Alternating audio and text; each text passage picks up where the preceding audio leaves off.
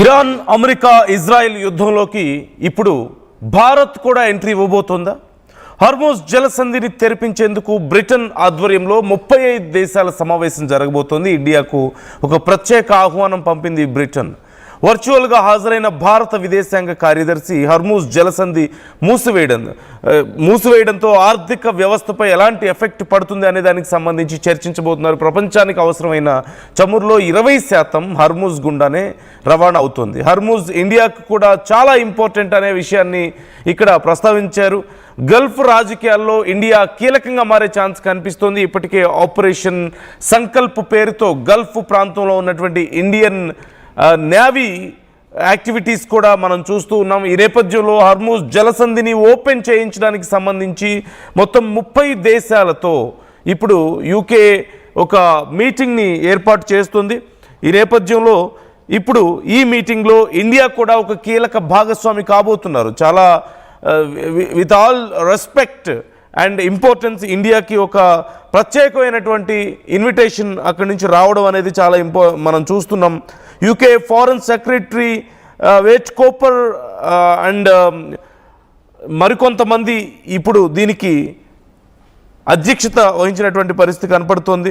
ఈ నేపథ్యంలో ముఖ్యమైనటువంటి దేశాలు France, Germany, Italy, Japan, Canada, UAE భాగంగా ఉన్నాయి. ఈ కమిటీలో అందరూ కూర్చొని సామరస్యపూర్వకంగా ఎలాంటి వైలెన్స్కి తావు లేకుండా ఎలా స్ట్రైట్ ఆఫ్ హార్మూజ్ని ఓపెన్ చేయించాలి, అక్కడ ఇరుక్కుపోయినటువంటి షిప్స్ని ఎలా బయటకు తెప్పించాలి అనే దానికి సంబంధించి ఈ సమావేశం.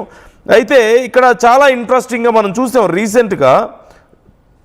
రీసెంట్గా ట్రంప్ ఒక అద్భుతమైనటువంటి మెసేజ్ ఇచ్చాడు. ఏమని? All of those countries that can get jet fuel because of the strait of Hormuz like the United Kingdom, which refused to get involved in the deception of Iran. I have suggestion for you. Number 1, buy from US. We have plenty of oil. And number 2, build up some delayed courage. Go to the Strait of Hormuz and just take it. Trump రాసినటువంటి ఒక message ఇది. యూకేని అడిగారు, Trump యూకేని involve అవ్వమని చెప్పేసి ఈ విషయంలో మీ మద్దతు ఇవ్వండి, స్ట్రైట్ ఆఫ్ హార్మూజ్ని ఓపెన్ చేయించడానికి యుద్ధంలోకి రండి అని చెప్పేసి ట్రంప్ అడిగితే యూకే మేము కుదరదు, మేము రామని చెప్పారు. అయితే రామని చెప్పినప్పుడు ట్రంప్ చెప్పినటువంటి మెసేజ్ ఇదే. All of those countries that can get jet fuel because of the strait of Hormuz like the United Kingdom, UK లాంటివి ఈ ఆయిల్ లేక సఫర్ అవుతున్నాయి కదా, జెట్ ఫ్యూయల్స్ కూడా లేక. So which refuse to get involved in the deception of ఇరాన్ని ఓడించడానికి కలిసికట్టుగా పనిచేద్దామంటే రావని చెప్పారు కదా.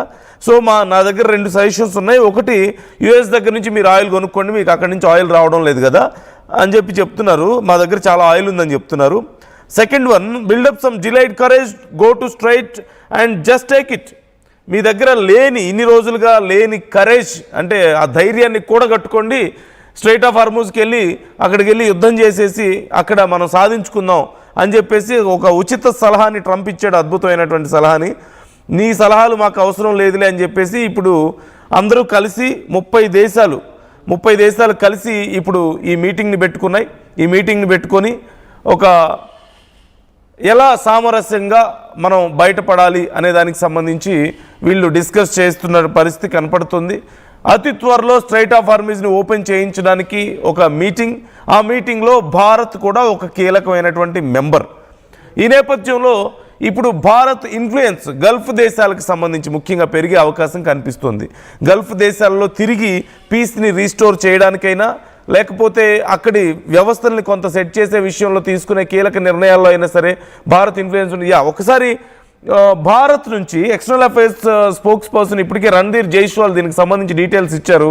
And foreign secretary Vikram Misri ఈ మీటింగ్లో పాల్గొంటారని కూడా ఆయన చెప్పడాన్ని మనం చూసాం. సో ఒకసారి రణ్ధీర్ జైస్వాల్ ఏమంటున్నారో చూద్దాం. Talks on the Strait of Hormuz. Several countries, which also includes India, for talks on the Strait of Hormuz. From our side, Foreign Secretary is attending the meeting this evening. It may have started or it will be starting shortly. Several countries, which also includes India, for talks on the Strait of Hormuz. From our side, Foreign Secretary is attending the meeting this evening. మనం చూస్తున్నాం. నా colleague Sachin కూడా మనతో join అవుతున్నారు. ఇండియాకి ఎంత ఇంపార్టెంటో మనం చూసాం. ప్రపంచం యొక్క మొత్తం రవాణా అక్కడి నుంచే జరుగుతుంది. 20% ఆయిల్ అండ్ గ్యాస్ రవాణా అక్కడి నుంచి జరుగుతుంది. ఈవెన్ ఇండియాకి సైతం 40% ఆఫ్ ఆయిల్ కానీ లేదంటే సిఎన్జి, ఎల్పిజి, ఎల్ఎన్జి 50%, అలాగే 80% ఆఫ్ మన ఎల్పిజి అక్కడి నుంచే ఇంపోర్ట్ చేసుకుంటున్నటువంటి పరిస్థితి కనపడుతుంది. So it's very crucial. అంటే ఇరాన్ నుంచి కాదు, ఆ గల్ఫ్ దేశాల నుంచి కూడా రావాల్సినటువంటి షిప్స్ అన్ని అటు నుంచే రావాలి కాబట్టి అక్కడే ఆగిపోయినటువంటి పరిస్థితి కనపడుతుంది. నా కొలీగ్ సచిన్ జాయిన్ అవుతున్నారు. సచిన్, ఇప్పుడు ఈ 30 దేశాలు కలిసి స్ట్రైట్ ఆఫ్ హార్మూజ్ని ఓపెన్ చేయించడానికి చేస్తున్నటువంటి ప్రయత్నాన్ని ఎలా చూడాలి? అండ్ భారత్కి ప్రత్యేక ఆహ్వానం అందడం కానీ, సో భారత్ ఎలాంటి రోల్ ప్లే చేయబోతుంది ఈ స్ట్రైట్ ఆఫ్ హార్మూజ్ని ఓపెన్ చేయించే విషయంలో? అండ్ ఫర్దర్గా ఎలా ఉండవు ఇప్పుడు? అంటే ట్రంప్కి ఇది మింగుడు పడదేమో కదా ఇంత పీస్ఫుల్గా జరిగే విషయం? అన్నమాట ఎగ్జాక్ట్ వాస్తవం అని చెప్పుకోవాలి. బట్ ఇంట్రెస్టింగ్ డెవలప్మెంట్, ఎందుకంటే ఇంత జరుగుతున్నప్పుడు స్ట్రైట్ ఆఫ్ హార్మూజ్ విషయంలో ఈరోజు జరిగిన భేటీ ఎవరెవరైనా నేను చెప్పే ప్రయత్నం చేస్తాను, ఎందుకంటే చాలా కీలకమైన పరిణామం కింద మాట్లాడుకుంటున్న క్రమం నందు. సో ఇప్పుడు ఈ సిచ్యువేషన్ లో భారత్ ను ఆహ్వానించడం, పాల్గొన్న దేశాల గురించి చెప్తాను సో దట్ మీకు అర్థమవుతుంది. మరి ముఖ్యంగా UK, France, Germany, Italy, Netherlands, Denmark, Norway, Sweden, Finland, చెక్ Republic, Romania, Lithuania, Estonia, Latvia, Slovenia, Japan, South Korea, Australia, New Zealand, Canada, Bahrain, United Arab Emirates and India. ఇక్కడ అంటే వీటితో పాటు ఇంకొన్ని దేశాలు, కానీ కీలకమైనవి ఇవి. సో ఒక విధంగా చెప్పాలంటే నేటో దేశాలు ఇక్కడ మనకి క్లియర్ గా కనిపిస్తున్నాయి. నేటోకి సంబంధించిన కొన్ని దేశాలు ఉన్నాయి, యూరోపియన్ కంట్రీస్ గా మాట్లాడుకుంటున్న దేశాలు ఉన్నాయి. దాంతో పాటు ఏ దేశాలైతే కాస్త తటస్థ వైఖరిని అవలంబిస్తున్నాయో, ఏ దేశాలకైతే సాధ్యమవుతుందో, ఏ దేశాల అవసరం ఉందో, సౌదీ అరేబియా అవసరం ఉంది, బహ్రెయిన్ అవసరం ఉంది, అంటే అవసరం ఉన్న దేశాలతో పాటు ఆ మధ్యవర్తిత్వం వహించగలవు. కాస్త వీటి విషయంలో ఎందుకు భారత్ను ఆహ్వానించి అనేది ఒక 2-3 పాయింట్లు చెప్పుకునే ప్రయత్నం చేద్దాం.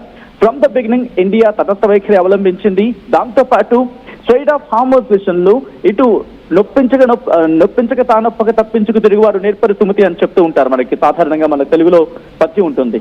అటువంటి వైఖరి అవలంబించిందంటే కనుక నిర్మోహమాటంగా ఎత్తని చెప్పుకోవచ్చు. అయితే ఇక్కడ ఈ రోజు జరిగిన ఇష్యూ గురించి మాట్లాడుకుంటే, భారత్ ని ఆహ్వానించడం వెనకాల కారణం ఒకటి. ఇరాన్ నుంచి స్ట్రైట్ ఆఫ్ హార్మూజ్ నుంచి తన ఆయిల్ తెప్పించుకుంటూనే నేవీని పంపించుకుని మన చమురు అంటే అటువైపు నుంచి తెప్పించుకునే ప్రయత్నం చేస్తున్నాం. ఇన్ఫాక్ట్ కొద్దిసేపటి క్రితం కూడా ఇరాన్ నుంచి ఫ్రమ్ ద ఐ థింక్ చాలా ఏళ్ల తర్వాత ఇరాన్ నుంచి మనకి చమురు వచ్చింది ఈ రోజు. సో అంటే అర్థం చేసుకోవచ్చు, ఇరాన్ నుంచి కొన్నేళ్ల తర్వాత మనకి రావడం అనేది కీలక పరిణామం. ఈ పరిణామాన్ని చూస్తే వీళ్ళేమనుకుంటున్నారు, ఇన్ఫాక్ట్ మన రక్షణ శాఖ మంత్రి రాజ్నాథ్ సింగ్ ఒక స్టేట్మెంట్ ఇచ్చారు, మన నేవీ వెళుతోంది